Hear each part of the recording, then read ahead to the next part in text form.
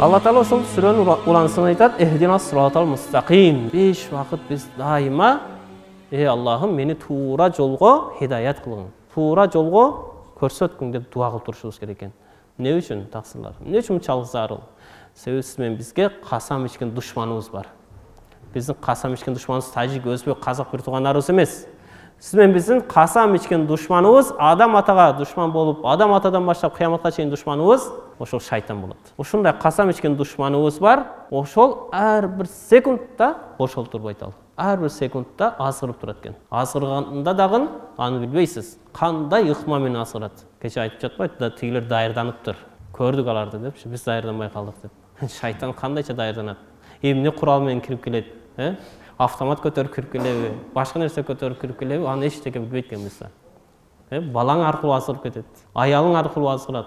Атаң аркылуу азгырат. Досуң аркылуу азгырат.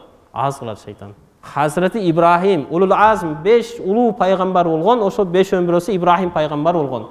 Ибрахим пайгамбарга келип туруп, касам ичкен шайтан азгырып жатат ошондагы. Пайгамбарды азгырганы келген шайтан сиз менен биз жөн коёбу ошол. Ошол пайгамбарды келип, жана Ибрахим пайгамбар өзүнүн сүйүктүү улу Исмаил пайгамбарды курбандыкка чалып алып кетип жатканда келет дагы: "Кантип сен өзүңдүн уулуңду курбандыкка чаласың?